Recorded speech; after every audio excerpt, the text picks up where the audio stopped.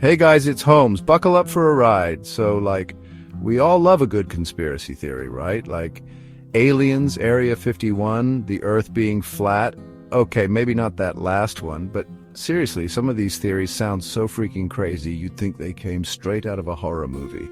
But here's the thing. Sometimes the truth is stranger than fiction, like way stranger. And sometimes those crazy conspiracy theories, they turn out to be 100% true. So buckle up, buttercups, because today we're diving deep into the dark side. We're talking about 7 times the government, big corporations, and powerful people got caught red-handed doing things they swore were just conspiracy theories. And get ready to question everything you thought you knew. Okay, so you know how in movies they're always brainwashing people, like turning them into sleeper agents and stuff? Turns out that's not just a Hollywood fantasy. For decades, the CIA ran a top-secret program called MK Ultra. They tried to control people's minds using LSD, hypnosis, and electroshock therapy. Most victims had no idea what was happening. The government really was trying to control our minds. Okay, this one is seriously messed up. In the 1960s, the US was obsessed with Cuba and hated Fidel Castro. They planned Operation Northwood's fake terrorist attacks on American soil, bombings, hijackings, even blowing up a US ship. Thankfully, President Kennedy shut it down, but the fact they considered it chilling. This one is just heartbreaking for 40 years. 40 years. The US government conducted a study on black men in Alabama who had syphilis, but here's the catch. They didn't tell these men they had syphilis. They just told them they had bad blood and promised them free medical care. They gave them placebos, vitamins, anything but the penicillin that could have cured them. They even prevented these men from getting treatment from other doctors. Why? Because they wanted to study the long-term effects of untreated syphilis on black men. They watched as these men suffered, went blind, went insane, and died, all in the name of science. It wasn't until 1972 that the study was finally exposed, sparking outrage and leading to major changes in medical ethics. But the damage was done. Hundreds of men had died, and countless others had suffered needlessly. Okay, we all know smoking is bad for you, right? Duh. But for decades, the tobacco industry tried to convince us otherwise. They knew cigarettes caused cancer, emphysema, heart disease, you name it. They had the research, the internal memos, everything. But did they tell the public? No. Instead, they spent millions on advertising, making smoking seem cool and glamorous. They even targeted kids with their marketing campaigns. They lied, they cheated, they put profits over people's lives, and for years they got away with it. But then the lawsuits started happening, and one by one those internal documents started coming out, exposing the truth about big tobacco's lies.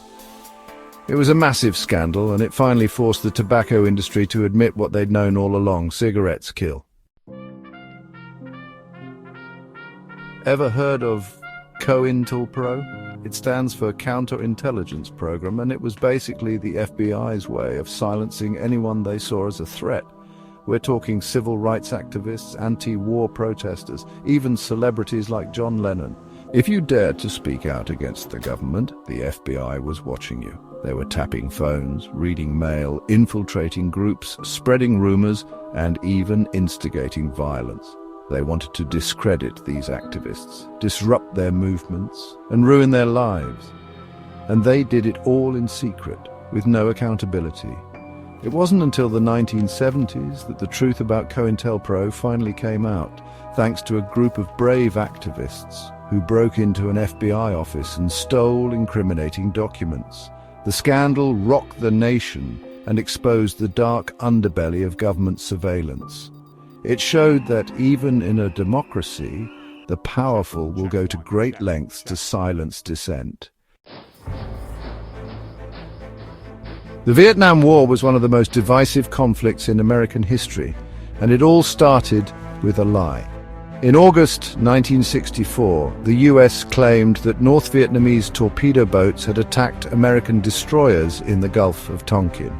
This unprovoked attack was used to justify escalating the war and sending hundreds of thousands of American troops to Vietnam.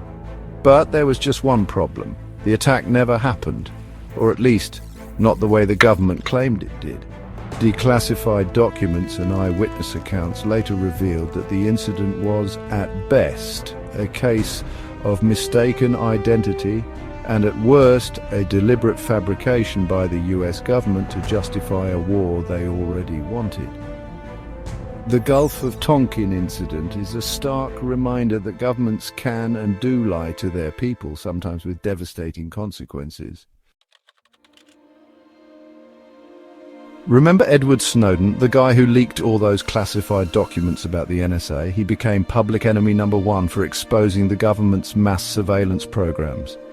Snowden revealed that the NSA was collecting phone records, emails, internet browsing history, basically everything on millions of Americans. And they were doing it without a warrant, without our knowledge, without our consent. The government called him a traitor, but many people saw him as a hero. He showed us that Big Brother is real and that our privacy is more vulnerable than we ever imagined. Snowden's revelations sparked a national debate about surveillance and privacy, a debate that continues to this day. And it all started because one man dared to speak truth to power.